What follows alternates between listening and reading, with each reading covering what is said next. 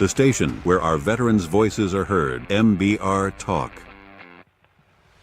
Hey, thanks for tuning in. Welcome, Quack. Program are those of the speakers and do not necessarily reflect the views or positions of any entities they represent. Find us on the web at mbradio.us. Ah, there it is. You tuned into the Farron Dozier Show on nbradio.us, TikTok edition, and Live Sports. Catch me here Wednesdays at 4 p.m. Pacific time, only on nbradio.us. Shout out. How'd I do? Was that a good take? That might be.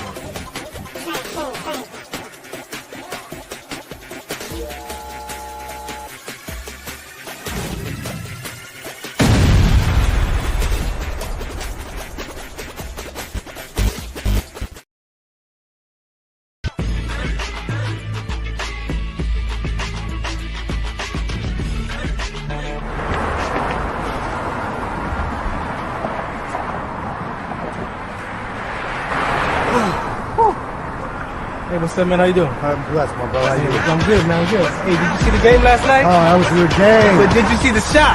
I lost money from that shot. Oh, too, man, that shot was cold, I man. hated it, but it was good. Damn. What's in those jeans? You really want to know?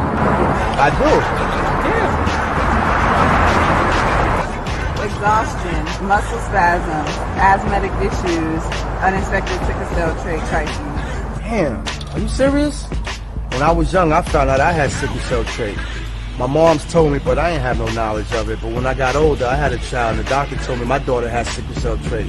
You know the fact that both parents have sickle cell trait, there's a 50% chance the child may have the trait, and 25% chance the child may have the disease. Hey, that's what's the count. Do you know that 2.5 million people in the United States have sickle cell trait, 300 million people globally? I didn't find out I had sickle cell trait until I was in the Army, 10 years. Next thing you know, I had a sickle cell trait exertion site.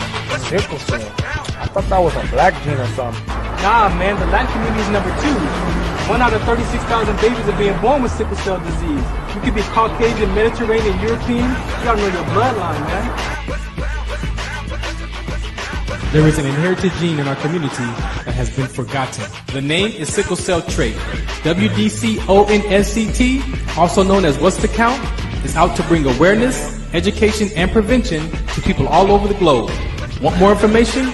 Call us now at 323-215-5384 or visit www.wdconsct.org.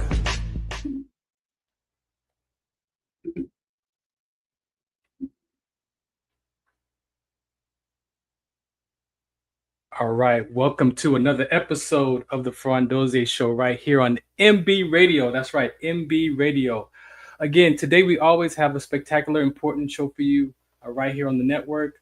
Make sure you go to mbradio.us if you would like to contribute to our platform. They provide these services for us. They're giving veterans a voice.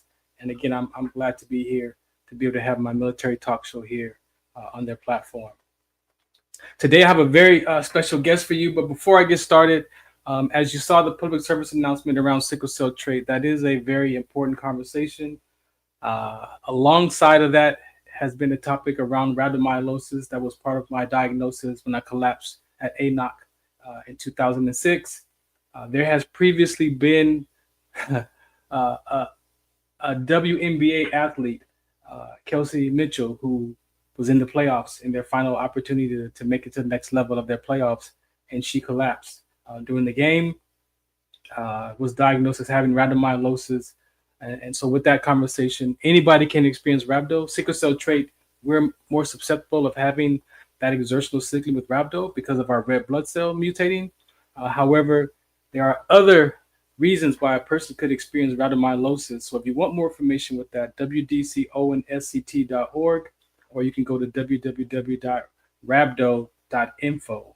And I'll do some more talks about that later on toward the end of the show. So we're going to play one more PSA, and then we're going to come back and get into my guest. We are strangers. We met on social media. That's the power of social media. And so I invited him to share his military experience. He's still active duty right now, just getting in Texas. So he's going to share his life before, during, and not after service, but maybe he'll talk about what's next for him when it's time to get out of the military. So we're going to play one more PSA and come right back. This is some partners of mine, Call Me Go. I really appreciated them for being a part of my show on KCA Radio. That's right. You can catch me on KCA Radio, 106.5 FM, 250 AM on Sunday nights at 8 p.m. But this is Call Me Go. Some of us still carry the burden of battle. It threatens to drown us in our everyday lives. In battle, we had our weapons and combat gear to keep us safe, to keep us confident.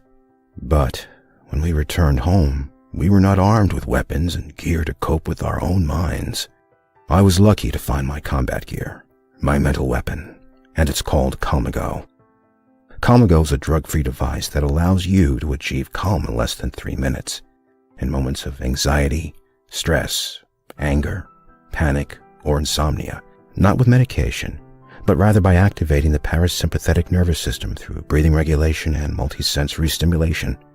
A recent study has shown that Calmago decreases PTSD and anxiety levels in veterans, helping those who are suffering and having a long-lasting effect.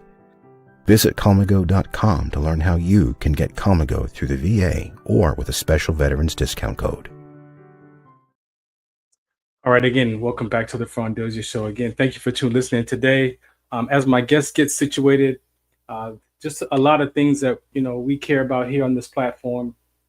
One personal to me is that veteran conversation around veteran suicide and just helping other veterans discover what's next, right? And for my brothers and sisters on this platform, a lot of us have used these talk shows to interview other people and to figure out, our own personal what's next. I've been at this for about 15 years. I don't take it lightly. Every episode is like the first time. And so just being able to, for me, stay connected to my military community was most important for me. If you ask any veteran, retired or serving, the one thing that they say they miss or they are drawn to is the camaraderie. And for me, that is that sense of belonging. Our brothers and sisters, we find relationships here. We find connectedness. Yeah, we may, still have our differences outside of this uniform. However, we know that we would give our life for one another, right? And so for me, that's really most important. I grew up in the military, learning that the civilians are not going to understand me. And I can tell you that when I got out, I didn't understand me. So I put the pressure on someone else to understand me when I don't understand Farron. And so the relatedness for my show is really what's important. So if you hear something that you can relate to, I believe that that's something that's most important for us to have that relatedness, that connectedness. And again, when it comes to that veteran suicide, they say that 1 every 65 minutes a veteran completes his life. And so we're out to interrupt that conversation. So again, thank you for tuning in. I see my guest is back. So let's get this party started. Hey, how you doing? Yeah. Let's see what's going on over there. I know he was having some stuff going on over there with his signal, so we'll give him a chance to get situated. But yeah, very important topics. If you want to be a guest, you can hit me up right there at Farron Dozier, where you can share your story. I'll set you up with the interview, and you can come and be a guest right here on the deck here. All right. As I mentioned, the Rhabdo talk, very important, the suicide awareness. But again, we talk about just about life, just about what life looks like. So let me see if my guest. All right. How you doing?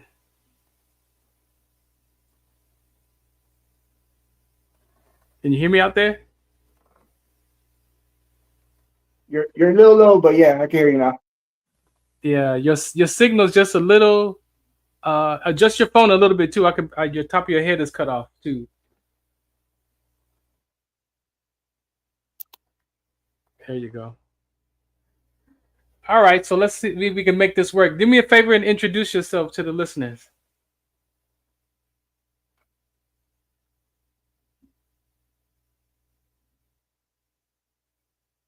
Yeah, I don't think that's going to work. You can't hear me?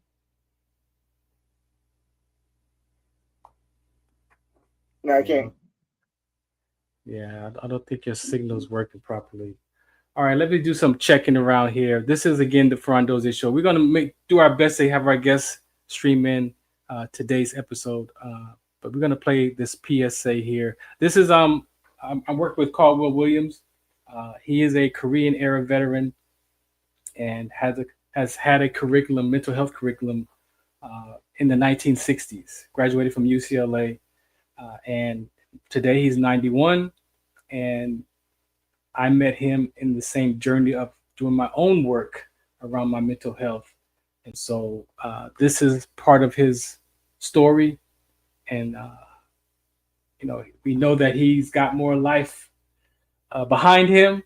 And so we just thank him for the opportunity to have this curriculum. I am his curricular trainer. And so once, whenever he passes, he's leaving it to me to carry on the mission. Very, very important. Like I said, he's been doing this for elementary school, middle school, high school, corporations, and they came out of retirement to take care of veterans. So play this real quick. I'm going to make sure my guest is situated, and then we'll come right back here on the Farron Dozier Show. The most compelling social need of humans is to belong. All four of my grandparents were born slaves. My father's father, he was 7 years old and sold away from everything and everybody he knew. He never again saw any member of his family. My father, he was born in 1884. His mother had died in childbirth, and he raised himself from age 8. The sheriff came with his posse, took my father and my oldest brother and beat them. My father died with scars on his back from that beating. If the sheriff puts you in jail in a Jim Crow South, where do you turn to seek justice? I love school.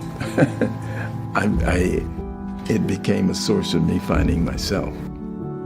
When I had graduated from UCLA in 1957 and was never even able to get an interview, no Jews, no Negroes, no Hispanics, no Orientals need apply.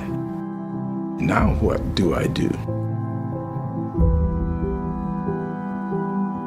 Boy, you add color to our faculty. That's all we're interested in. All the other counselors were instructed to give me their failing seniors. Dopers, rebels, suicidals. Listening to 12th graders who were not going to graduate, they told me what was going on in their lives. I discovered that I had something to offer people that I thought had everything. Word was already out on the campus that the skinny black dude was cool. I got all these kids who want to talk to me, and I don't have enough time to see them. I think I might be able to see everybody if I saw them in groups. Individual psychotherapy on a couch was the only method. Skinny black dude wanted to do groups? You can't do that, because it doesn't exist. To hell with them, let's do it anyway. Parents want to know, what are you doing to bring about this reaction in my kid? I've been sending my kids to the best psychiatrist in Southern California, and this hasn't happened. This shit works. Developing adolescence without narcotics is a radical new national idea. Oh, you can't do that. Alternative school that includes sensitivity to the mental health needs of our students. This is too big for you. Would you be willing to train my managers? Yeah. Who's Caldwell Williams? He hasn't published anything. 22 Iraq-Afghan veterans committing suicide every day. I think I know who these young people are. Mr. Williams, you don't want to touch this. You don't know who we are, Mr. Williams. And I said, yes, I know who you are. Maybe you don't know who you are. Did your parents encounter racism? Oh my gosh, yes. How about your grandparents? Oh my, even worse. Then how did we get here? Someone persisted and prevailed in spite of. I would assert that no less is required of us.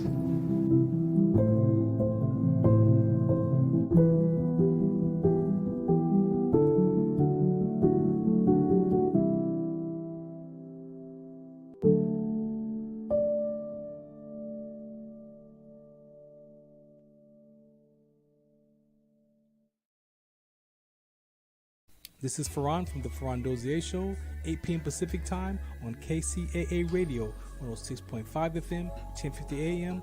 Also streaming from the KCAA Radio.com website, the station that leaves no listener behind, and MBR Radio. That's right, MBR Radio on all their streaming platforms, including MBR Radio on Roku TV, Sunday nights live, 8 p.m. Pacific Time on KCAA Radio and MBRradio.us.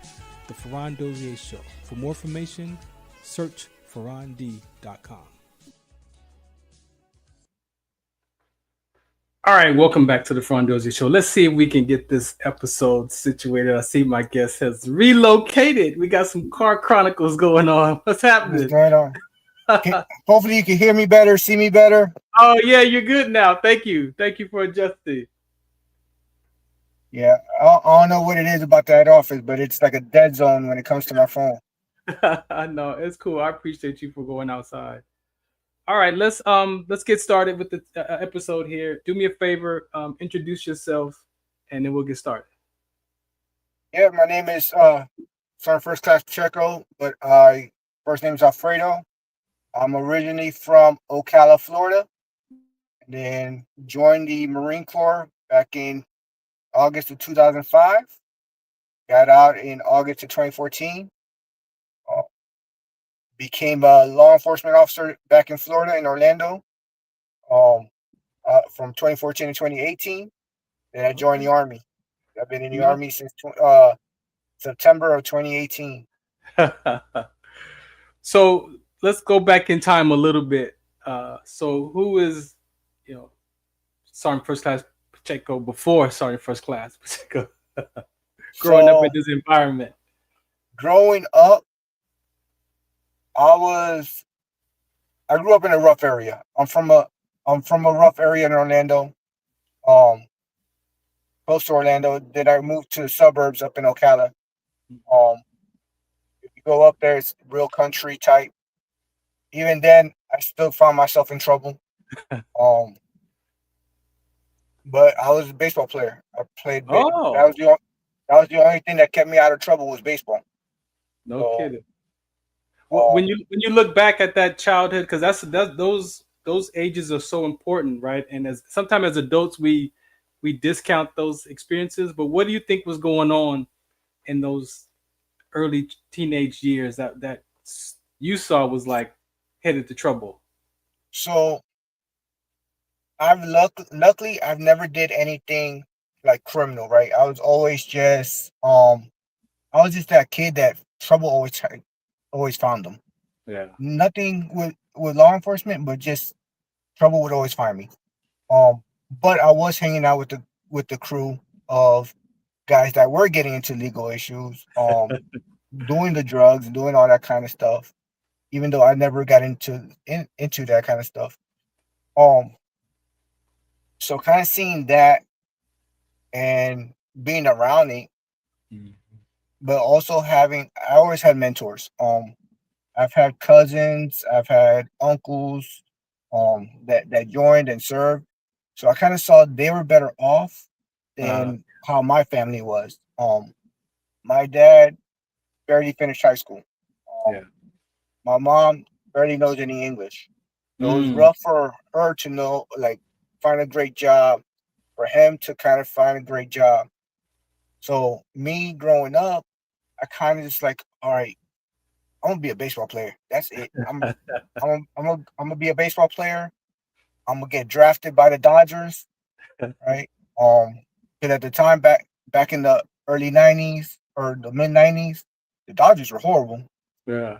So I was like, I'm gonna get drafted by the Dodgers. I'm gonna make the money. I'm gonna take the Dodgers back to the World Series, and then When it's time for me to be a free agent, I'm gonna go sign with my Yankees. Oh, what so was that? So I have a sports segment, and the baseball segment is called Gloves for Days. So what was your gloves for days? What had you even attract to that sport out of all the other opportunities to play different sports? What was the baseball the draw? I'm Puerto Rican, so I think it's just a part of the culture. Mm. I've been playing baseball since I was 3 years old. So it was just ingrained in me since a little kid, playing t-ball at 3-4 years old. Yeah. And then, as much as I wanted to quit, like back in when I was in middle school, my friends didn't think it was cool no more. Right. My dad was like, "Nope, you're gonna play baseball. I don't care what you do, you gonna play baseball." Yeah. Okay. I got into high school and I was like, "Oh, I'm gonna play football. Everybody plays football. Yeah. So I'm gonna get into football." I wasn't great at football because I had never played it until I got to high school. So I was the third string tight end. Yeah. But again, I made the baseball team every year, and I was always the starter. So I was a freshman on the varsity team and all that. So that's cool. I want to touch on your parents, if you don't mind. I think it's important, and I thank you for sharing. Like, so they came to barely any English, barely any education. You as an adult today, looking back at how you were raised with your parents, a lot of us discover like, man, they did the best they could with what they had, right? And then sometimes we have those things that I wish I had a better life. How did you manage that in your adult life, looking back at your parents now, thanking them for the life that they provided with the best, with what they had? So I always used and then if you look at my Instagram, and when I always tell kids, don't get complacent, right? Join the military. This is going to be a great stepping stone, right? And I use that as an example because I look at my dad at the age of 70. I think he's 75 right now. And he's 75 years old and still has to work. Yeah. He cashes to the Social Security check and whatnot from to being over 67 or whatever.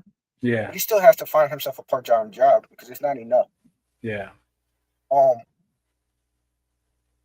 And then same thing with my mom. So I think when I look at them, I'm like, I don't want to be at that age and still have to work. Yeah. When I look at my uncles that served, they're home chilling. They're retired. They own property. They are living their best life in their late 60s, early 70s. Yeah. And I'm like, man, I'd rather be old and retired and not have to worry about nothing.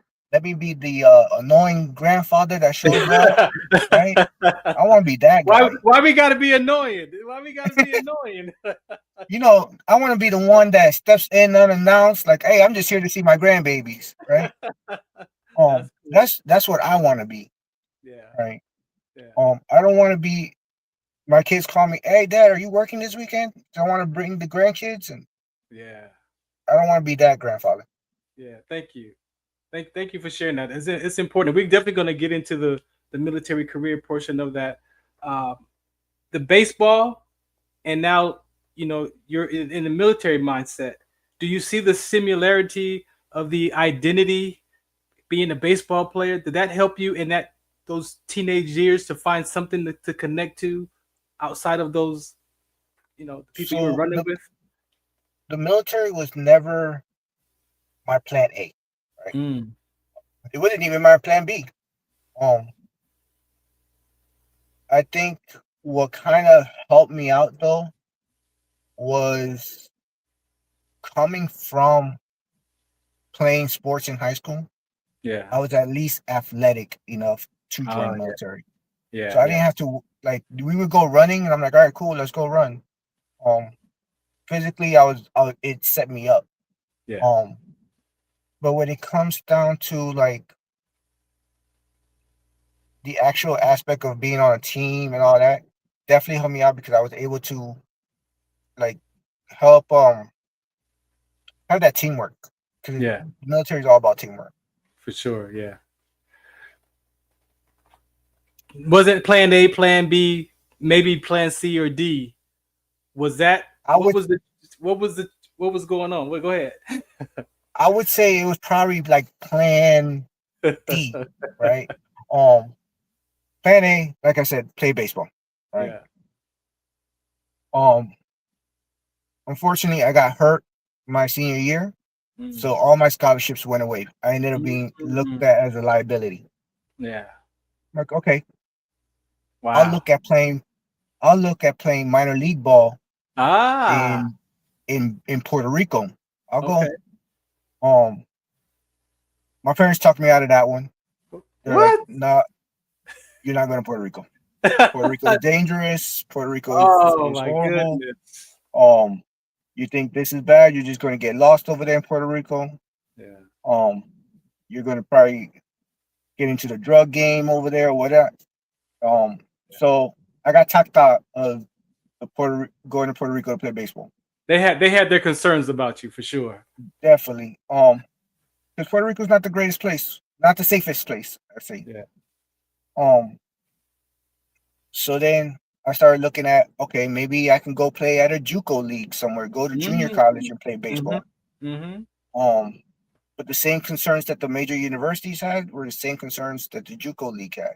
Really? Was how are you going to be injury prone? So then I talked to a Marine Corps recruiter. Actually, I talked to an Army recruiter. And he was late to our appointment. And I was sitting out on the curb. And a Marine Corps recruiter popped out. And he's like, hey, you ever thought about joining the Marine Corps?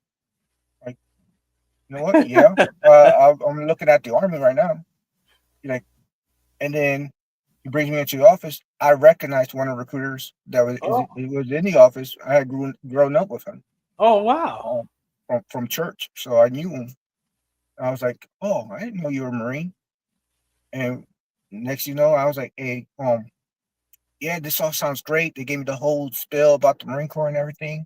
Yeah. And I was like, "I only got one concern: can I play baseball in the Marines?" And they're like, "Yeah, you can." I was like, bet, let's do this then. I could continue to play baseball. And I did. I ended up being on the all-military team one year. Wait. Are you serious? Yeah. Come on, hold on. See, ladies and gentlemen, we're strangers, right? So I don't do any research on my guests. I like to be surprised just like y'all. So hold on. So you actually was able to play baseball in the Marine Corps. Tell us about that. So for 1 year, I was called TDY, which is pretty much you go away to do whatever. No kidding. And I was on the all-military team. So we had guys from all the branches, and we went to Japan, we went to South Korea, we went to Puerto Rico, we went to Colombia, Venezuela. No kidding. That's legit. And all over the United States playing baseball. That's legit, man. That's cool. I had an interview with a guy, an officer who played basketball for the Army and traveled around the country as well. And that, so that's cool. Yeah. I think they got rid of the all-military team, but back in 2007, that was a thing. Or 2008, that was a thing. No kidding. So you actually fulfilled that. Yep. I thought they were going to set you up and say, yeah, but no, you didn't really do it. That's wild. That's cool. No, they had it for a while. And then after that, that's when I started having kids and stuff. And I was like, all right, let me put baseball to the side. How did you deal with that? Because again, when I talk to athletes, that identity is hard to take that jersey off, right? And because it's still in that subconscious mind to want to play sports. So how did you deal with that part of that, if at all? I mean, I still play. I'll find little softball leagues around the city. Yeah. Do like a little pickup game or whatnot. Yeah. But and then when I was stationed out there in California, I was always doing events with the Angels. So I would do baseball clinics out there in with the Angels, teaching What? little kids how to play baseball. What? And so I was always involved with the game. Okay. With the Angels. Let me ask you this transition, from high school, and then you get into the Marine Corps, the yellow feet. Talk about that transition into from the mindset of a, outside civilian type athlete to your brain clicking over to that Marine mindset. Did you notice a change or a shift in that? Oh yeah. So I joined at 17. I was 17 years old when I joined. Straight out of high school. And my mom still has all my letters, right? Wow. 20 years later, she still got them all. What? And every time I go home, she'll like, she sees what I'm doing now. Yeah. She's like, "Hey, you remember when you were their age and this is what you wrote me?" And all. So that's cool. That first 2 weeks, all my letters were pretty much cussing out my parents for letting them sign. Right? They had to sign for me to go. I'm a minor. Yeah. I was like, I don't know why the hell you signed those papers. I'm over here all miserable. There's people yelling at me. I just want to go home. And my parents, both of them, are really strict. Yeah. Nothing abusive, but they would raise their voice, and I knew, hey, they're getting serious. It's time for me to back down. Yeah. So I remember when the letter said to my mom wrote me back. The first letter, it's like, hey, those guys are nothing compared to what I'm gonna do to you if you don't pass. And I was scared of my mom. So that's cool. Knowing that the drill instructors, they were gonna yell at me, they were gonna get in my face, they're gonna intimidate me. Yeah. But there's this 5'1", 5'2" Latina in this 5'1", 5'2" Puerto Rican lady. Yeah. In Florida, that if I showed up empty-handed, it was going to be even worse. You didn't want to see that. Yeah, I didn't want to see that. So that's cool. Was there a culture shock being with Marines that are from all different walks of life? Now you're in this environment. Was that transition for you pretty decent? I think it was kind of decent just because. So I went to Parris Island, South Carolina. Okay. So anyone east of the Mississippi goes to Parris Island. Having majority of my family from New York,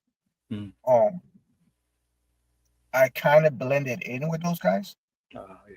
But being from the South, I also blended in with those guys. So it's like I knew the hip hop game with the New York guys. Yeah. I also knew the country game when it came from the guys from Georgia and Florida and all them. Yeah, yeah. So, I kind of had a mixture of best of two worlds. Yeah. Cool. So cool. It wasn't really a culture shock because I kind of knew how each geographic is. Yeah. The more of a culture shock was someone telling me when to do something, how to do something. Like in the Marine Corps, they dress you by they call it dressing by the numbers.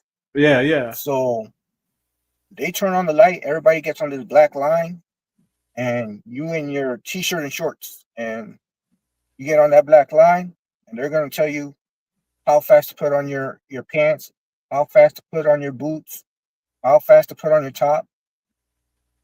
They're giving you like 1 minute to shave your face. Like, wow. So everything was to a T, and that was the most difficult part for me because I'm the type of guy that likes to take their sweet time. Get dressed, check it out. I gotta look at myself in the mirror. I'm like, yeah, that looks good. Oh man, this shirt's a little stretched out, so let me go get me another one. Yeah. I missed the spot when I'm shaving. Let me clip that real quick. Yeah, not them days. That's cool. I appreciate you sharing that. In your military, in that first block of career Marines, what do you remember the most when you from that?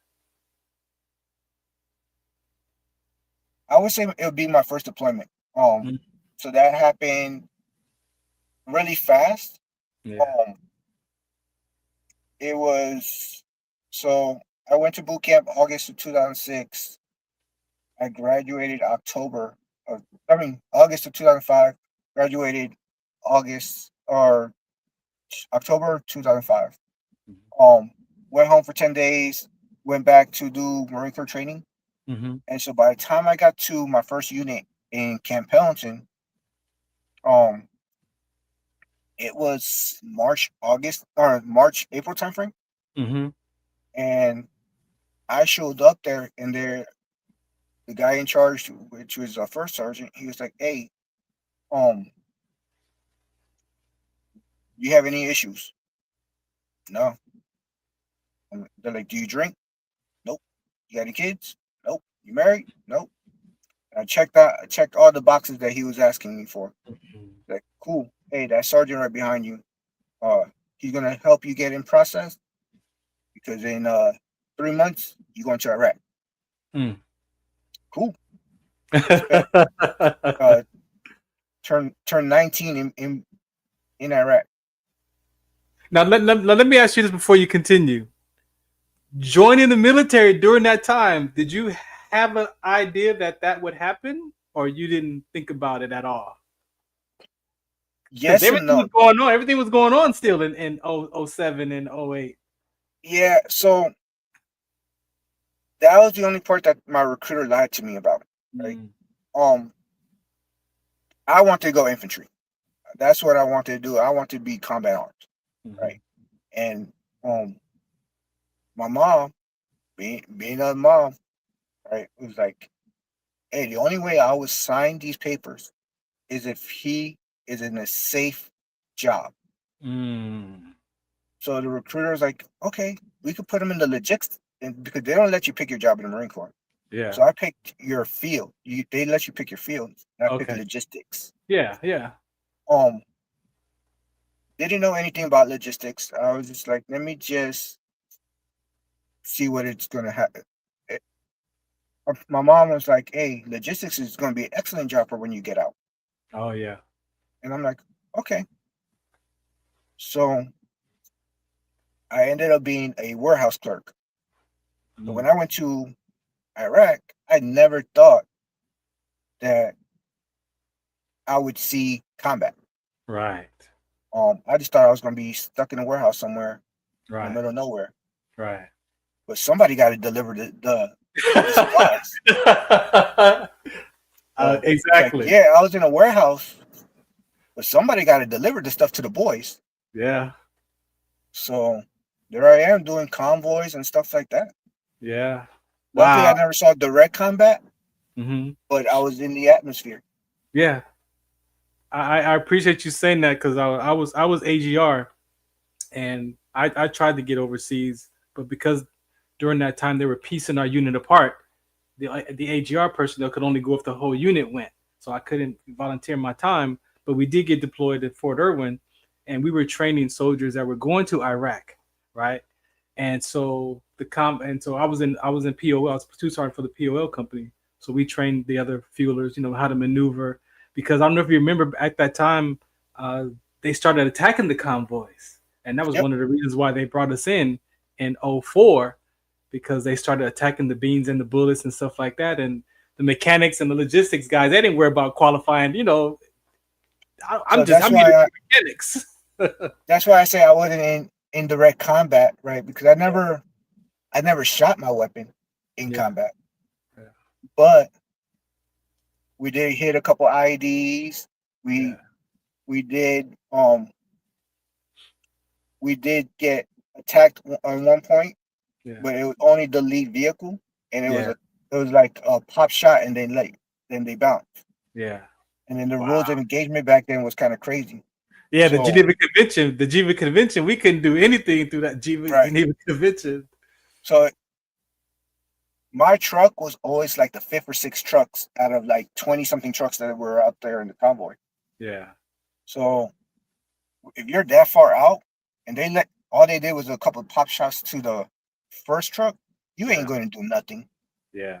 So it was always the lead truck that saw action. Yeah. Thank you for saying that, man. I hope people, really understand, because that was really a difficult time for logistics and for the mechanics, like I said, because of they had to learn how to maneuver those vehicles and respond to those actions. So thank you for that. What was the transition out of that Marine Corps to the next phase of your life? So I got out of the Marines because after that deployment, that was the only deployment I went on for the next 8 years of my career. Whoa. That happened. That deployment was in my first year. Yeah. Right. So for 8 years, I did nothing. Nothing, or nothing. Not what you thought you was gonna do.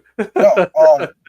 So in my first 4 years, everything happened quick, right? Yeah. So it's like go to training, go to deployment, came back, played baseball, boom. I got stationed in Japan for a year, and then I came back, and I was stagnant. Pretty much for 7 years, I was stagnant. When I was in Japan, because my son at the time was only a year old, and I had missed his whole first year. Yeah. I was like, send me to a unit that's non-deployed. So they sent me to Camp Pendleton. There's a place called Essen Range, which that's where Marine recruits go learn how to shoot. Okay. And I was a coach there for 2 years. So I was like, all right, cool. In those 2 years, I ended up having my daughter. All right, cool. Hey, send me to another unit. I don't care if they deploy or not. I'm obviously going to keep popping kids because I'm. So they sent me to another unit that was notoriously known for deployments, which was 9th Communication Battalion. And I never got to deploy in my 2 years with that unit. So then I picked up sergeant, and I was like, hey, I know this other unit, which is the combat engineers, they're always on deployment. You trying to get out of town? You trying to get out of town? I was just trying to get some more action. So ideally at the time, Afghanistan was popping back off. Yeah. In 2011, 2012. Exactly, yeah. And I was like, I'm just trying to make my way to Afghanistan. I already went to Iraq. Let me go to Afghanistan. Yeah. So I go to the 7th Engineer Support Battalion, and no deployments in my time there. So I decided, you know what? This is it. I'm done. Yeah. Obviously, at the time, Obama was already pulling troops out. Yeah. Trying to make this military smaller. Yeah. I was like, yeah, that's the writing on the wall for me to go. They're like, no. If you re-enlist for another 2 years, we'll put you in the MEU. The MEU is when the ship goes for all to a certain spot. Oh yeah. They're gonna put you on the ship now. Yeah, they're gonna put me on ship. I was like, all right, cool. I did the whole workup for that, and then it got canceled. Oh. And I was like, all right, I'm done. There's no point for me to be here. I'm here to deploy, to fight, and there's no fight. Yeah. So you trying to get it so in. I left. I was like, you know what? I'm a warehouse clerk. I've done years of experience. I've been in leadership roles. I'm pretty much a manager. Yeah. So I applied at a whole bunch of different companies. My hometown was opening Amazon at the time. That's when Amazon was starting to grow. So I applied for a manager position at the distribution plant of Amazon. Yeah. And the guy told me, he's like, hey, I thank you for your service, but there's nothing different between you and the guy that we can hire with 9 years of experience. What? And I was like, what you mean? I've done this, and this. they're like, that's great. That's a great experience. But you don't have no education. You don't have no certifications. Oh You don't my have gosh. anything to that we're looking for at a manager from a manager, What? certification wise. Yeah. That's the red tape. And I was like, okay. So I got into law enforcement. Law enforcement was when I got hired on was at the rise of Black Lives Matter. So a lot of things were crazy at the time. And so I decided I stuck with it. I was like, you know what? Year one happened, and I was like, okay. Now hold on. I don't want you to dance around that. That was a serious time. So, you know, for civilians, people out in the world, they look at military and they look at like a normal transition from a military personnel is to law enforcement, right? Because you have that mindset already. You kind of have those skills already. For you, going from Marine to the law enforcement, and what the world has to say about that, as how people are being treated, right? And I look at it like this. You know, people say, "Oh, you can one bad apple," but sometimes there's the case where there's an omelet being made, and there's one rotten egg, right? And that rotten egg can make the whole omelet stink. Right. So for you in that transition into law enforcement and looking back out into the civilian world, and again saying all the craziness that's going on, emotionally, mentally, how did you deal with that part of it? So pretty much no. So in the military, we're safe for the most part. Right? Yeah. I leave home in the morning, and my kids know that unless something tragic happened, like a car accident or something like that, I'm coming home that night. Yeah. Right. Versus when I was in law enforcement, I worked the night shift. So my shift started at 7 o'clock at night and ended at 7 o'clock in the morning. So I would kiss my kids goodbye, not knowing if I was going to come back that morning. Wow. Right. So they were always happy to see me when I walked in the door every morning. Right. Because they didn't know if dad was going to come back or not. Wow. If they were going to wake up and dad was going to be there. Right. And I've had a couple of close encounters. Yeah. Wow.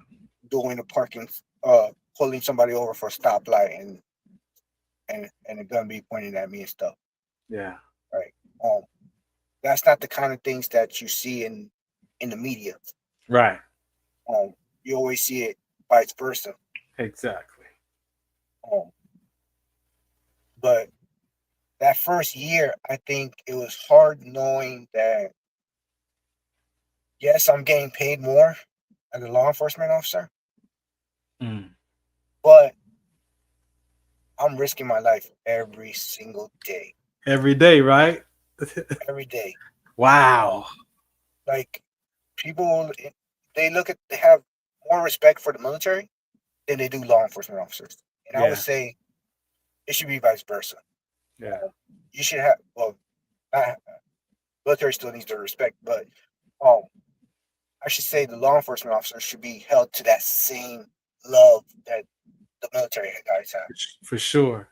Because it's not easy. Definitely not an easy profession. I think what kind of got me back into the military was the point of I let year one happen. I told my wife, I was like, I think I'm tired. I think I'm gonna go back to the military. And she was like, "You sure? You hated your last few years in the Marines?" Like, yeah, but I miss it.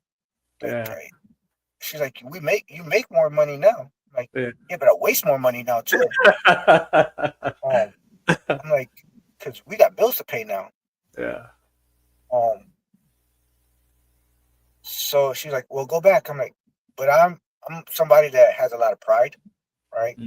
So like, you know what? I'm not going back. I got out for a reason. I'm not going back.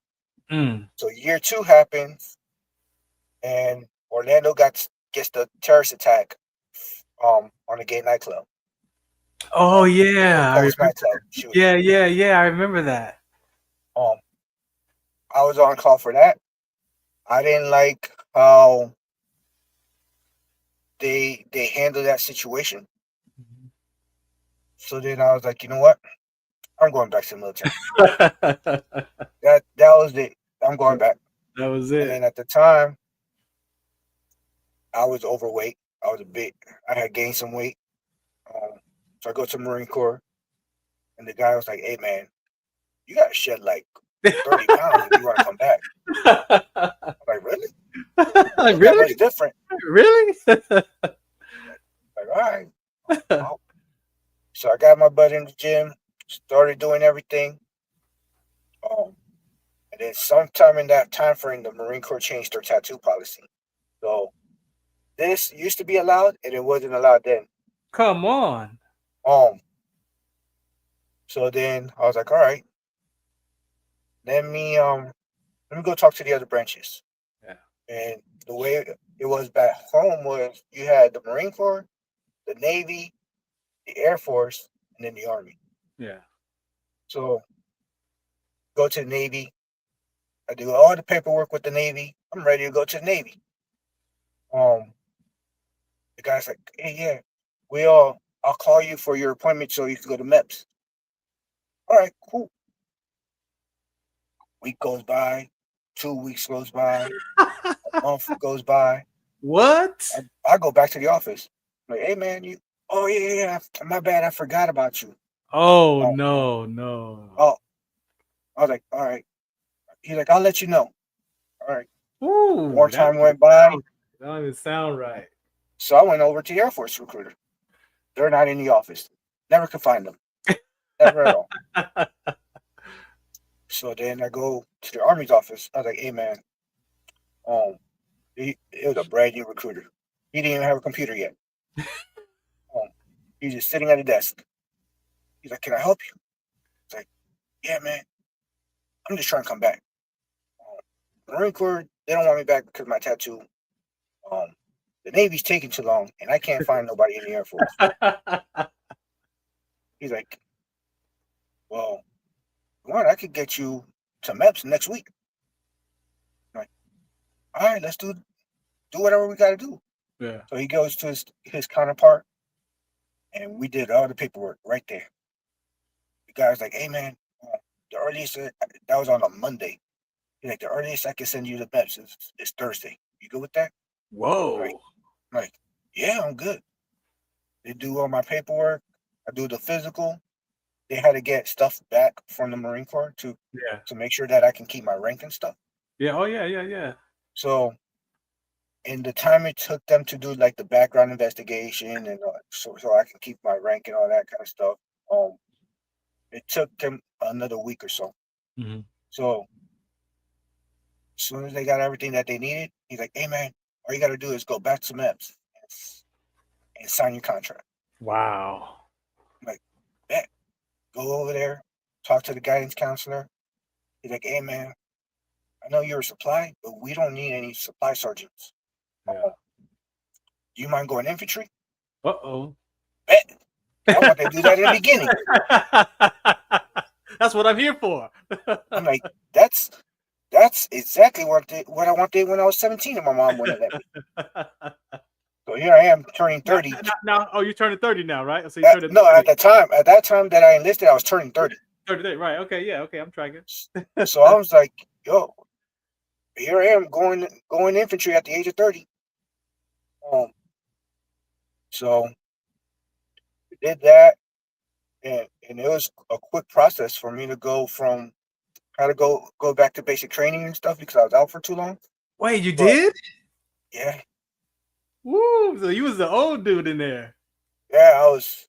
It was weird being 30, wearing the sergeant rank in my chest. Wow. And basic? I had basic training. And you had your E5 on. Yep. Wow. Yep. And the only thing that was different was I didn't get treated like a private. Yeah. Right. I didn't have to sleep in a squad base like they do. I had my own room. Oh, wow. Because I wasn't a trainee. I was a trainee, but I wasn't a first time trainee. Right. So they would tell me like, you're the APTs at 6:00 in the morning. Yeah. All right. So I knew, hey, make sure Where you I'm had in to my be. PT. Yeah, you knew where you I'm needed to be. in my PT gear. I'm in formation at 5:30, just like everybody else. That's cool. I go do PT, come back, make sure that I'm good with the training schedule, whatever we're doing that day, and meeting the timelines that they had. No doubt. Wow. The group of privates that I was with, they knew they messed up whenever they heard prior service come here. Because I didn't get trashed like they did. They heard prior service come here, they knew they're about to go do push-ups, do whatever they're doing.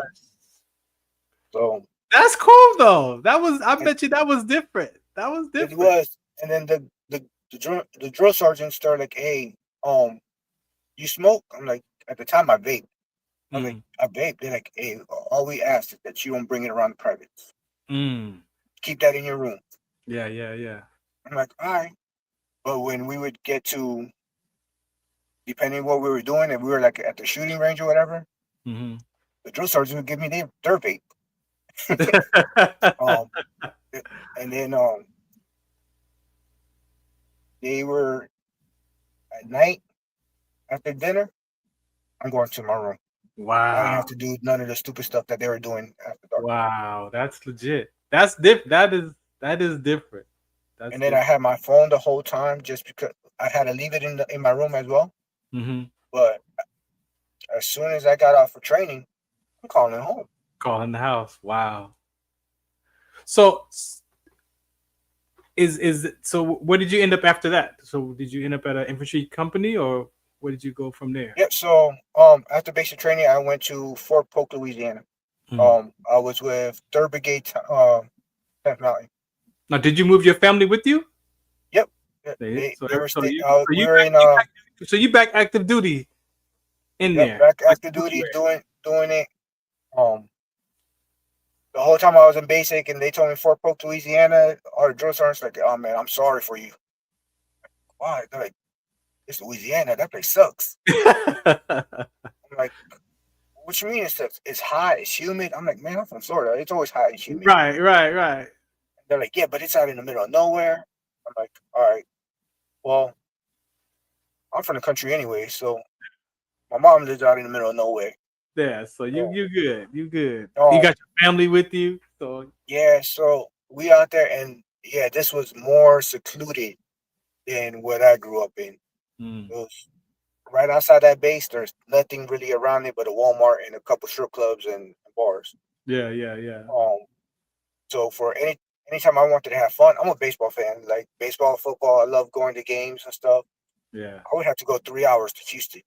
Oh, wow. Or 4 hours to New Orleans to go catch a Saints game. Oh, wow.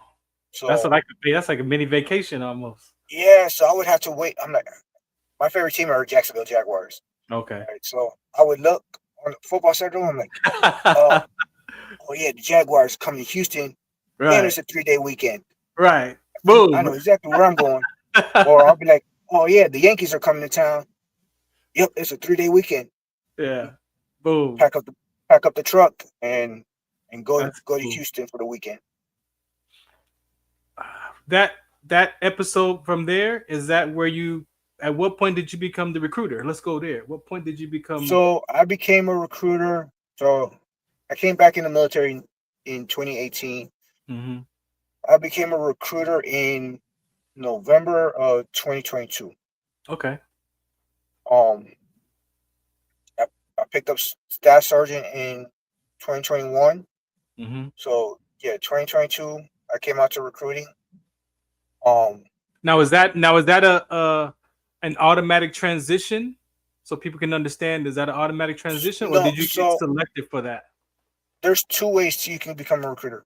Okay. You either volunteer for it, or the Army tells you you're going to be one. Right. Right. I volunteered because the infantry wasn't what I thought it was going to be. Yeah. Right. And not because it was hard.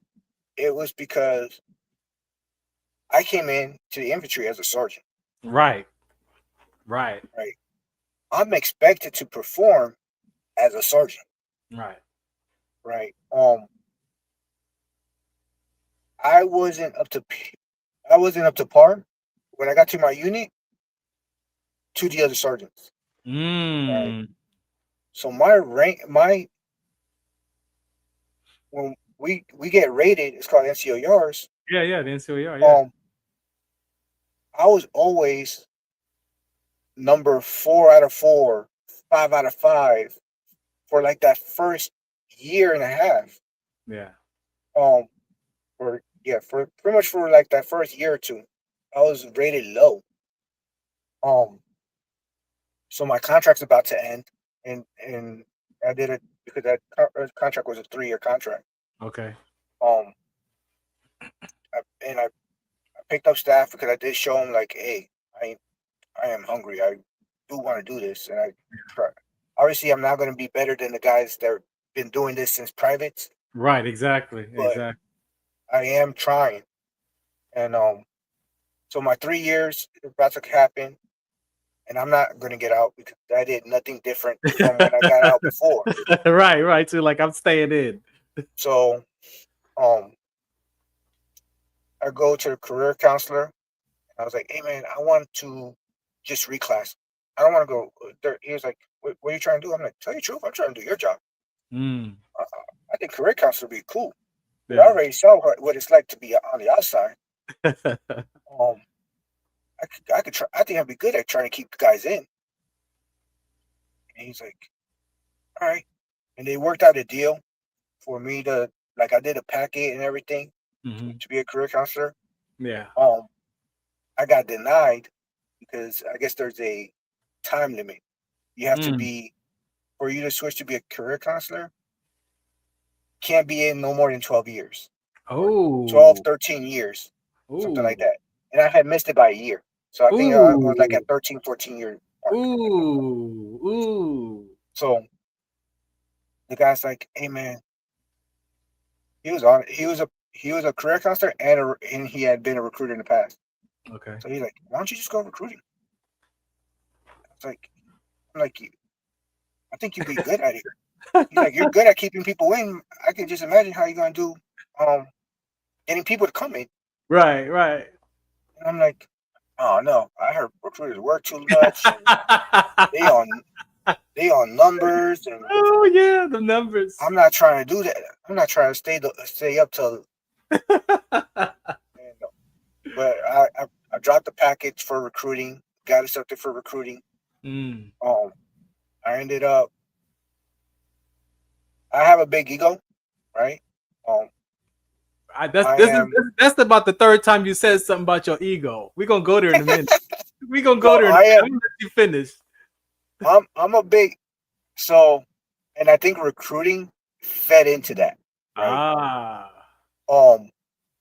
So I come out to recruiting, and the first thing that we do is a annual training conference, right? And they're awarding all the best recruiters from 2022. And I'm noticing all the best recruiters come from Redlands. They from Redlands, they're from Palm Desert, they from Yucca Valley, they're from all these different places, San Bernardino. Yeah. Like, all the guys getting awards, that's where they were from. Yeah. So there was a station commander, the guy that's in charge of one of the stations, and he was like, make strides to be one of the top companies in Southern California. Wow. To where this year, as I was leaving, guys in Temecula company are putting 30, 40 contracts in, something that I never did. Whoa. But they were the guys that were pretty much there to replace me. Mm-hmm.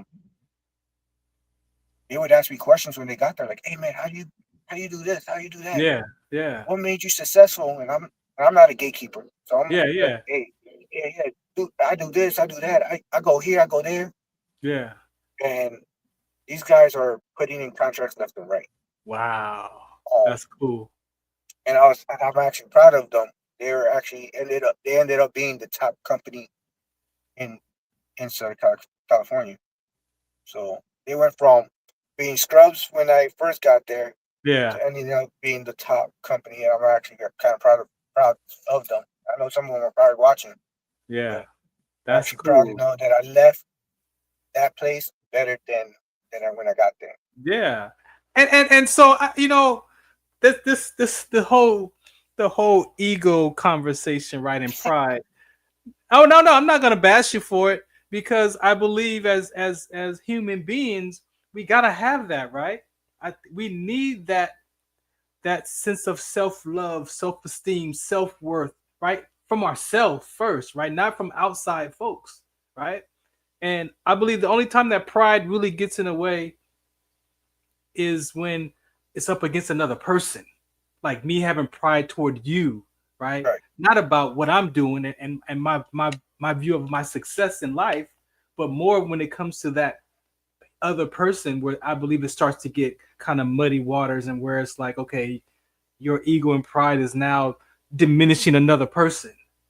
But for your self-love, for your self-worth, I think, and I say that because even how I grew up in my environment, it's like you can't brag about yourself. You can't be like, oh, I did this, I've done this. Like my dad, my dad would be like, son, you deserve it, you earned it. But then my mom would be like, oh, don't talk like that because you're gonna make people feel bad and stuff. And I'm like, but so how do you manage being proud of yourself, right? So you have to have the level of that sense of pride. I believe everybody needs that, so you don't get stuck with it as an outside force trying to get it from other people to feel pride, right? And I think a lot of it too is like in my first year and a half of recruiting, Mm-hmm. what you wouldn't believe this, but before recruiting, I was shy. I was That's a why quiet. you had the ego. That's why you had the ego. I was a quiet dude, right? I don't really like talking. I wasn't the social media type. I'm Yeah. not. Me being on a camera talking would have never happened Yeah. prior to recruiting, Yeah. right? What do you think that? What do you think that was though? What do you think that was that wedge? So when I came out to recruiting, or when I went to recruiting school, um, they said that social media, because when I get to recruiting school, it's coming out of the COVID era, right? Right. So a lot of my instructors were recruiters during COVID. Mm. They were recruiters or in charge of stations in 2020, 2021. Right. Right. And they were saying that even though they were isolated, one of the things that made them successful was social media. Mm. Whether it be they're posting pictures about the army, Yeah. doing talking heads like I do or whatever, Yeah. that helped them. So Yeah. I took that from the recruiting school.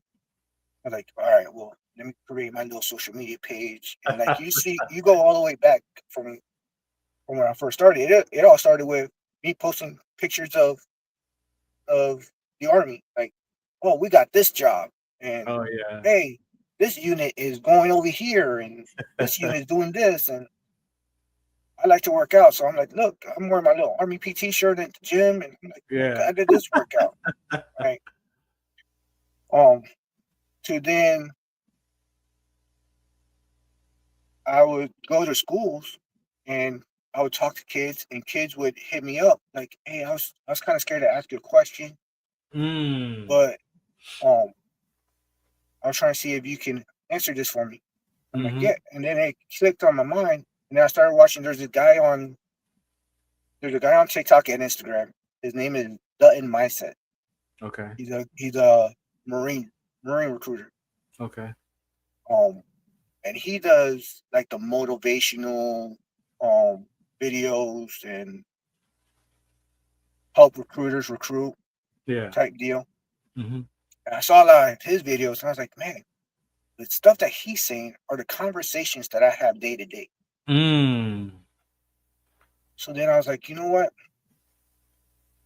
The questions that I get from high school kids, Mm-hmm. I must just put that on video. Right. My Smart. own little spill. Smart. And then I started off with my phone, just pop it up in the office, and I would just hit up ChatGPT, like, hey, create me a script to answer this question that kids ask me. Yeah. And it would give me a whole script. And I'm reading the script. And then it blossomed. Like off of that one video. Wow. I ended up getting like 2-3 leads out of it. Oh, no kidding. That's legit. I'm like, wait, this is being more beneficial to me. Yeah. So then I would continue on making those type of videos of talking about the military. Mom and parents not letting you join. I'm scared of going to war. How am I gonna? I just want to go pay for college. All the questions that we have. Yeah. All that kind of stuff, right? And then my son, he graduated last year, so I'm looking at the stuff that he's struggling with at home, not taking my advice. He's like, Dad, you've been in the military. Of course, he's bounced around, and he's seen like he's like, this ain't for me. Yeah. Military life is not for me. And I'm like, dude, you don't gotta do the same thing I did. Right. I'm like, your dad's crazy. Your dad likes to do the whole jumping out of airplanes and all that kind of stuff. You don't gotta do all that. Yeah. No. So he's like, nah. But I would see him struggle, and I was like, you know what? He ain't the only kid that's struggling. Right. And luckily he has me. So if he decides he wants to go to school, he has my GI Bill. Exactly. He doesn't have to worry about school. Right. But most kids in Hemet and San Jacinto, they don't have that opportunity. They don't have that. Yeah. Right. Or I would talk to kids, or we had a lot of walk-ins that would come in that were 25, anywhere between 25 to 35 with bachelor's degree. They can't find work. Wow. And they in $60,000 worth of student loan debt. Wow. And it's like, why didn't you join outside of high school? Wow. Like, oh, well, my parents told me I need to go to college. Wow. And so as the more I was recruiting, the more I saw the days-to-days issue of society. Because you got to remember, I joined at 17.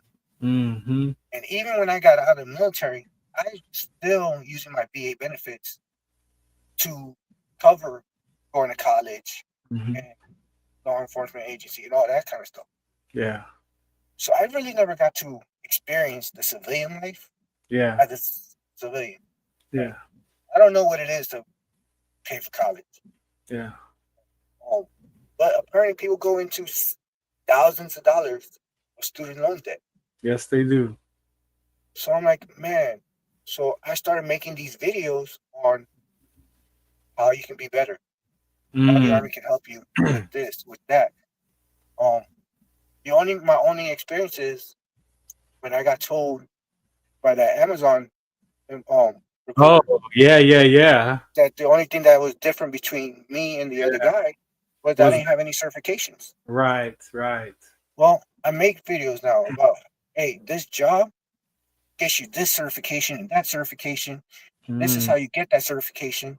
So when you get out of the military, that's cool. You make your $50,000, $60,000, $70,000 job that you're looking at. Or, I mean, there's some jobs out there that you can make a nice little penny off of your 3 years of experience. Oh yeah, $70,000, $80,000 job, $100,000 gigs now. Right.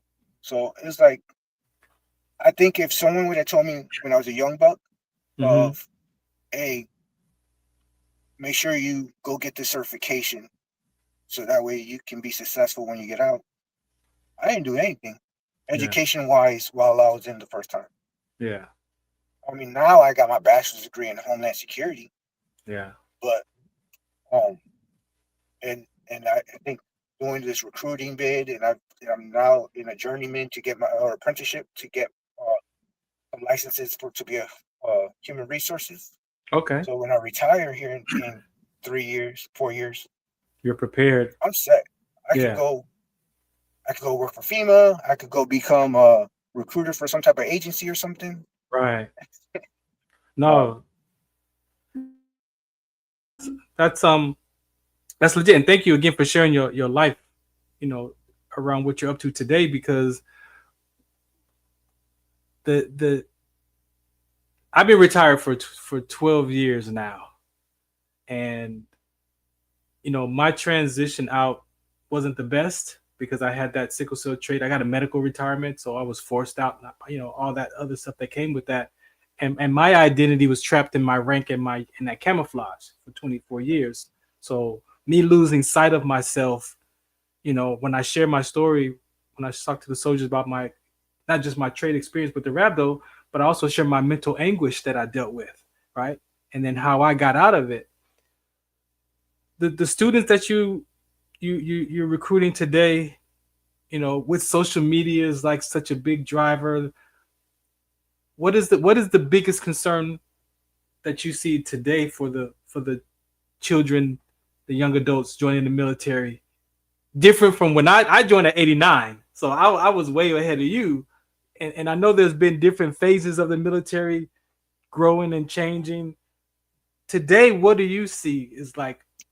You know what? So this ain't we live in an age where everything is easily accessible, right? Yeah. So kids might have an interest and then go on TikTok or go on Instagram or whatever and see a soldier or a Marine or whatever who probably had a bad day that day. Right. Make a video Yeah. saying, the Army did this, the Marines did this, right? Because we've all had those days where we're like, of course, F this, man. I don't know why I signed this contract. Of course. Right? But everybody's so quick to make a video nowadays and post it that those kids sometimes will see that. Like, well, I saw a video of so-and-so that said that they didn't get whatever they didn't get. Or right now the big topic is the beards. Yeah. I think the big topic right now is this government shutdown. The beards, the being fat, the women meeting standards, all the stuff that we heard the Secretary of War say. Yeah. Right. Because we did get relaxed for a little bit. Things did step back. This isn't the same military that I joined in 2005. Right. I don't say that the people are soft because that's not the case at all. Right. Because I heard that when I first joined. Oh, this generation is soft. Right. You said you joined in 89? 89. So it was your generation calling my generation soft. Right? Just because it wasn't as hard as when you joined. Yeah, it was just they were just kind of calming down a little bit because I went to Fort Jackson and I stayed in Drag Ass Hill, and they was like, yeah, if you up there, it was because I think that's just when they created Hollywood, that part of Fort Jackson they call Hollywood. So I was like right in that transition of where it was not as hard, but it was still kind of like it's tough. So yeah. But yeah, like that generation in the 90s would tell the generation of the early 2000s that that they're soft, right? Well, now you have these my peers, right, that join in early 2000s. Yeah. that look at these kids and say the same exact thing. Yeah. Right. I don't think they're soft. Anyone that joins the military, joins law enforcement, does anything like that, Yeah. is not soft at all. Yeah. Now, has standards relaxed? Yes. Yeah. Certain things that are out there, I'm like, yeah, how do we let that happen? Yeah. Like one of the big things is like cell phones in Army boot camp. Right. I agree with it. Hey, let them have their cell phones for 15 minutes. I guarantee you, back in 2005, if I had a phone, and I didn't have a phone back then, I guarantee you, my mom would have told me 2 weeks earlier to be a man, and I would have probably sucked it up and shut it off, right? And shut it off, right? I would have probably changed my mentality faster than wait 2 weeks for one letter. Right. Yeah. But it's the thing. Like a lot of these kids don't know how to write. They grew up in an age where they've been typing everything. Yeah, exactly. A lot of these kids now can't even pass the ASVAB. Wow. I was wondering. So, wow. Like the Army had to create a school to teach kids how to pass the ASVAB. Wow. So the RSP program, do they do? Well, no, but they're already in the RSP program. So this is before RSP program then. So what they do is if someone scores between a 24 and 30 on the ASVAB, they send them to a school at Fort Jackson to learn how to pass. They got 3 months, and in those 3 months they have 3 chances. Right. At the end of the first month, they'll take the ASVAB. If they pass it, cool. These are what jobs are available in the system today. What do you want? I've had guys that have been lucky and picked great jobs. And then I've had guys that picked, I'm like, I kind of don't like that job for you. But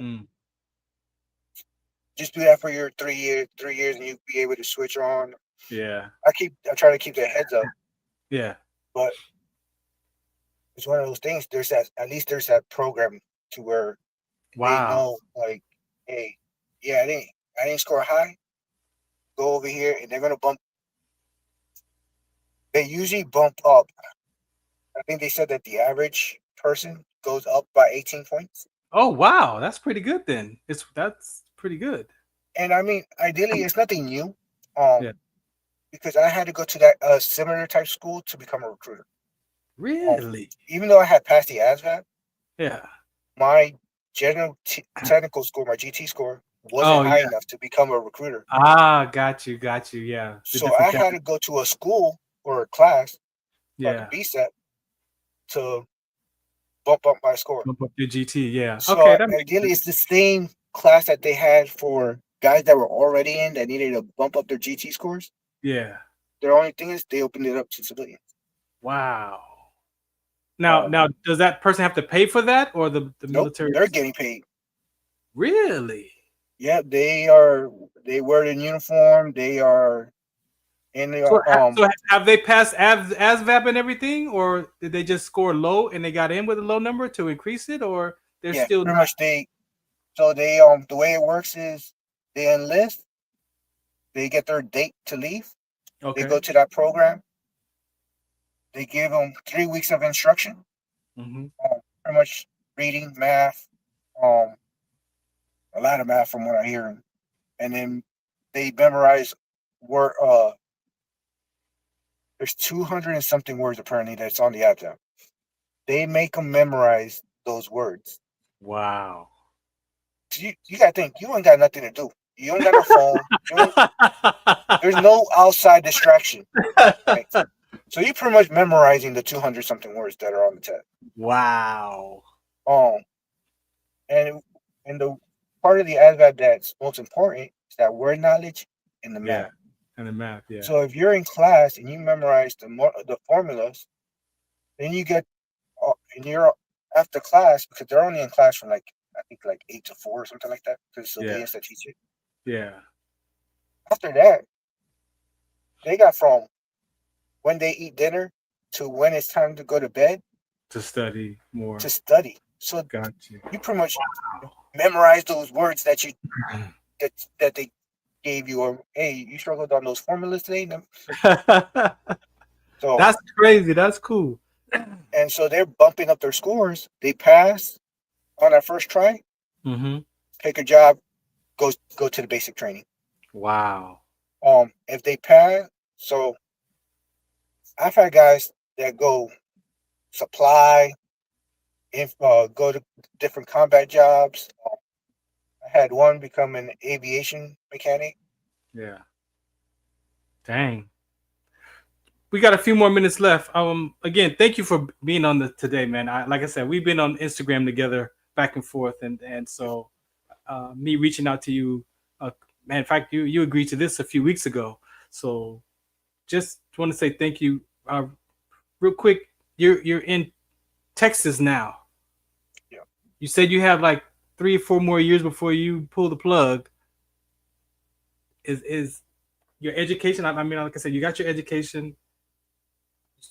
Do you feel like you're prepared for what's next in your transition? I think so, and I'm less scared now, right? Thank you. So thank you for that. a lot of my force of staying in was my kids, right? I always use my kids as my excuse, right? They're not my reason for staying in. They're my excuse for staying in. Yeah. Right? Because I could always do something else and figure life out like a lot of veterans do. Yeah. Right. So every time it's been time for me to sign a contract, it's like, nope, I got to do this for my kids. Right? But my son is 18 now, and my daughter turned 16 here in January. So okay, when I retire, when it's time for me to go, both my kids will be grown. Yeah. To where it's just going to be me and the wife. Yeah. And as long as the wife puts up with me, you're good to go. we good to go, right? We don't have little kids to take care of anymore. Yeah. And I think that gives me peace of mind of knowing I can retire and figure the next chapter out. That's cool.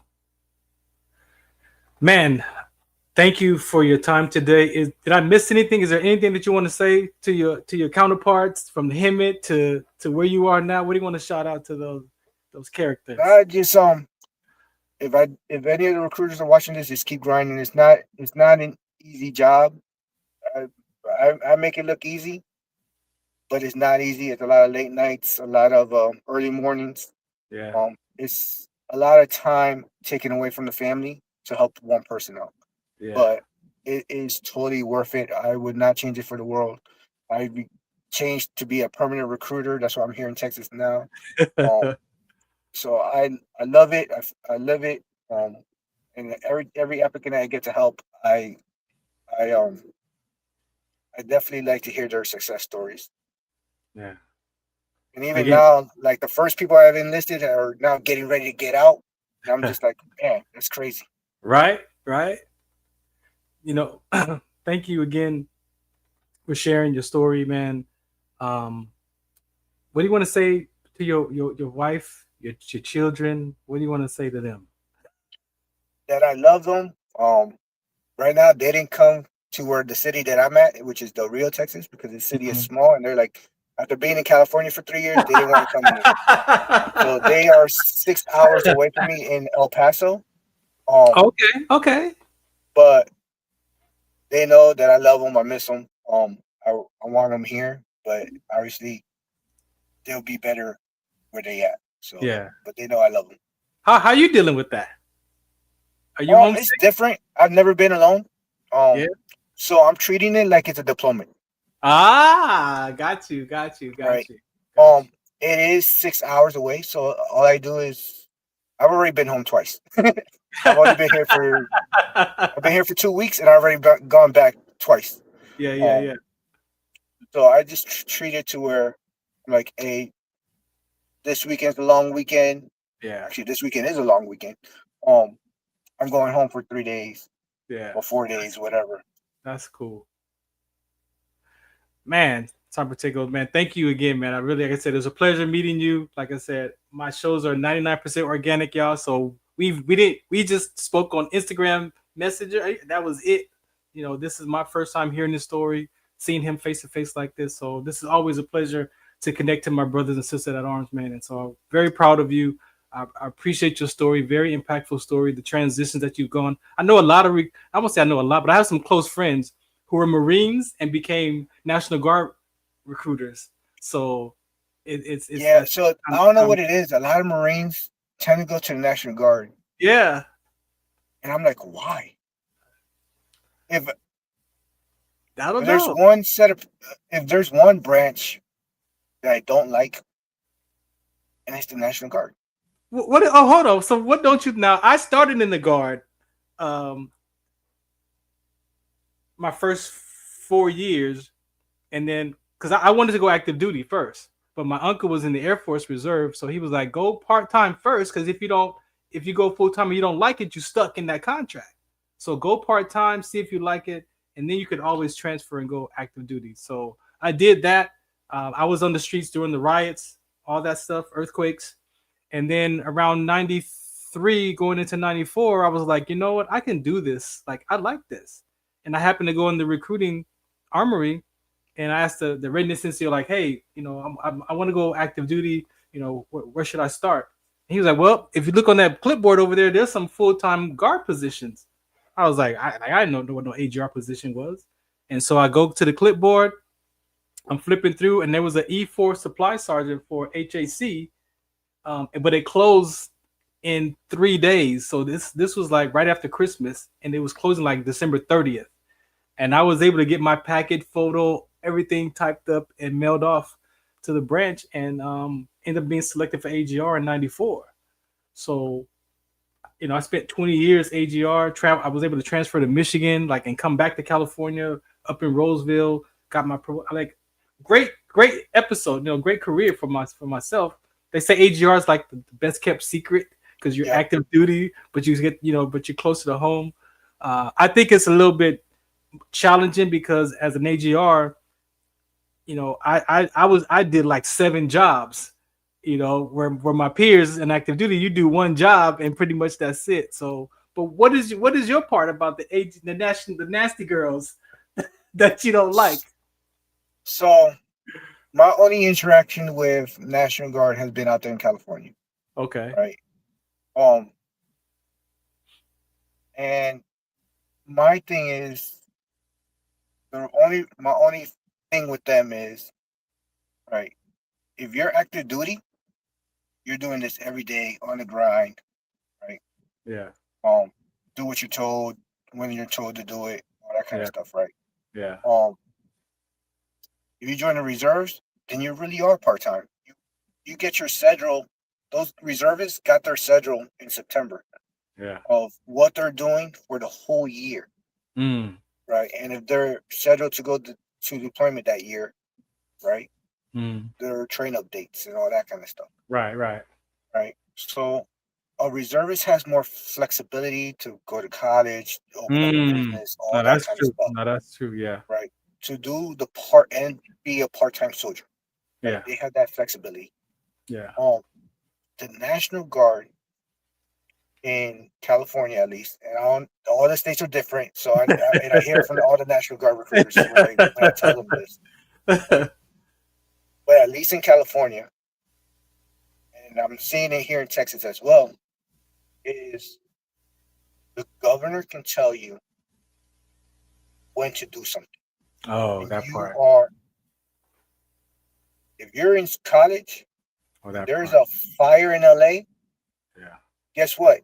I don't care about your college. Yeah. You're gonna go fight fires. Yeah. Right.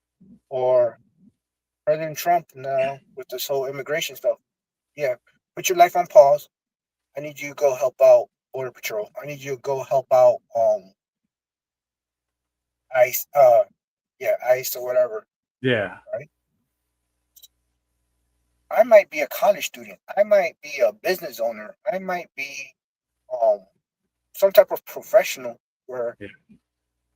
now you're getting into my life. Now you're getting into my. Now you're costing me money, right? Or you're impeding in Yeah. things. If I wanted to do that, I would have went active duty. If I wanted to Right. work every day, I would have went active duty. Right. Right. So that's my thing with the National Guard. Is I can see that. I can see that. I can see that on the other side. if you're gonna go, California National Guard is more active than they are reserved. Yes. There's so many disasters, so many things happening. Yes. That you might as well just go active. Yeah. California is busy. California is busy. Yeah. Texas, I'm looking at it in the little bit I've been around. Yeah. And it's the same thing. They over here in the border doing their thing. Yeah. Yeah. I don't think they get as much natural disasters as California does. Yeah. I don't know about that part yet, but at least I know they're active doing these borders. Yeah. Okay, I can see. I can see that part. I can see that. I can see that side. My thing is, if somebody's going to join the National Guard, go in there with the mind open of, I know that a major possibility of me being called into this situation. I can't be close because a lot of my applicants that I deal with are closed-minded individuals. Yeah. Yeah. You told me that I can go to school full time. That part. And be a part-time soldier. Why are you telling me that I got to go fight a fire? That part right there. You didn't tell me about that part. You didn't tell me, right? Yeah. I feel you. I feel you on that. When I have somebody tell me, yeah, I'm thinking about National Guard. Hey man, you ever thought about the reserves?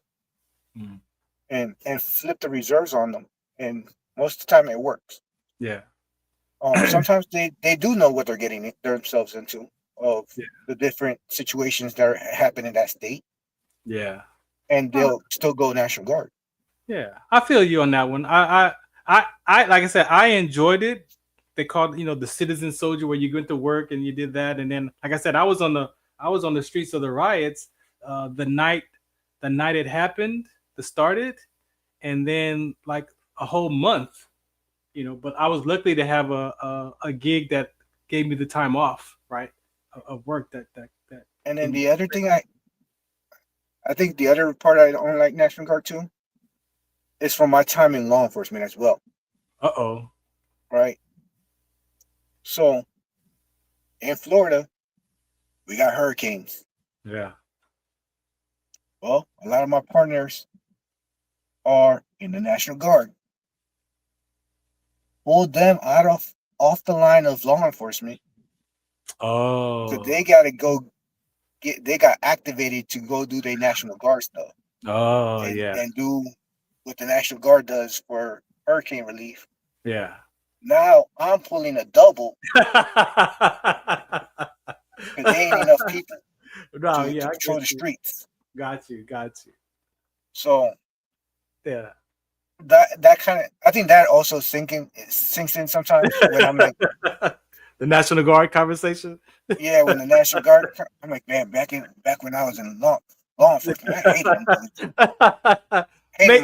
It makes sense. I hated my coworkers that were National Guard. It makes sense. They don't know what the struggle was. Cool, man. Thank you for sharing that, man. Again, I thank you so much for today, man. Again, much success to you. I'm sure we'll be connected on social media, so I'll be looking out for you as well. Yeah, definitely. And I'm always open. Yeah. Thank you so much, man. All right. Thank you. Take care. All right. You are tuned into the Farron Dozier Show. I hope you have enjoyed this episode. Again, if you want to be a guest at Farron Dozier, you can hit me up over there. Shouts out to Farron Pacheco for being out here and sharing his story, life before, during, and you heard a little bit of his after. And I agree with him. If you're serving our country active duty, I tell soldiers when I go and speak, that uniform is not who you are. It's what you get to do, right? So make sure you don't lose your connection to your family, to things that you care about in the world. In my transition, I thought life was over. Like, it was literally, I'm done. I don't want to be a part of it no more. Like I quit. Like I give up. But God showed me that no, I got something else for you. Like I had to get you out of that camouflage because I need you to take care of this conversation over here, right? And so now that I had to understand that, but in the midst of the transition of that, it was very difficult, right? So a lot of depression, a lot of anxiety, and I'm still having to manage that because I still do miss the military even today, 12 years later, right? But it's what you get to do, is not who you are as a person. So for some of us as veterans, emotional, those of us that what's next? Like you really want to start to figure out the things in life that you can connect to, that you care about, so that when you take that uniform off, your identity isn't trapped. It isn't stuck in that. Like you said, we all make decisions why we come to the service. We all have reasons why we do what we do. It's not always about God and country. And if it's for a reason, sometimes when that reason doesn't turn out how we expect it to turn out, then we get stuck. And it's hard for us to pick something else or change in that transition, because transition and change is difficult for some people. They say change, life is hard. Life is whatever, how you describe it. And sometimes transition is change is difficult for people. It's what you do. It's not who you are. Figure out who you want to be while you're serving, right? That's how I became the sickle cell trait advocate. That's how I found this, being on the internet radio back then, Blog Talk, now it's podcasting. This is part of my transition into what was next. I didn't know. It was a hobby. It kept me alive. Those talk shows that I was doing in 2010 it interrupted that piece of wanting to take my life and put in place a episode for next week. So I started living into each episode each week, and I didn't want to take my life. Now I still had thoughts. I still dealt with it, but I had a show to plan, right? So my identity started becoming into this talk show and figuring that out as what's next. All right. So again, thank you for tuning in, listening today. I'm going to get out of here. Catch you next week right here on MB Radio. Shout them out. Again, mbradio.us. You see this right here? You can click that right there, scan that, donate to the organization, help pay for some of these bills, keep these veterans coming to the table as they can start to create their space, share their stories, interview other veterans and people communities that they care about. That's all we get to do. That's what we get to do here, right? Thanks for tuning in, listening in. This is the Farron Dozier Show. Again, at Farron Dozier, right there. Shout out to What's the Count. Do you remember studying sickle cell in biology class? What's the Count on sickle cell trait prevention is here to bring you awareness, education, and prevention conversations around the risk factors of this inherited gene. Visit wdconsct.org.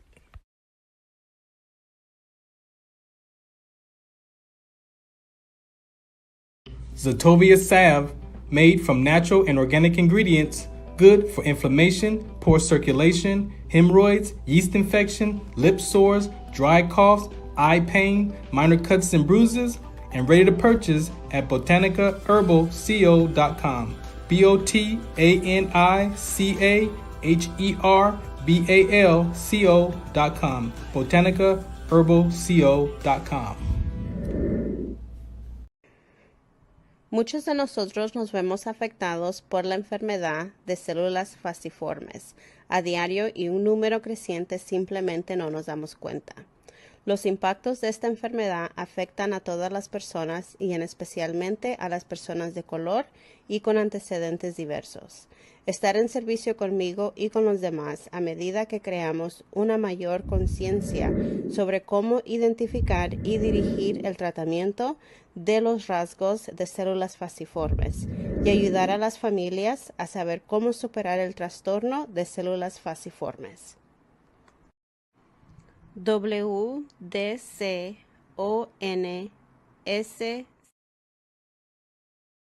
Military Broadcast Radio, the station that's giving veterans a voice. Find us on the web at mbradio.us. Opinions expressed in this program are those of the speakers and do not necessarily reflect the views or positions of any entities they represent. Find us on the web at mbradio.us.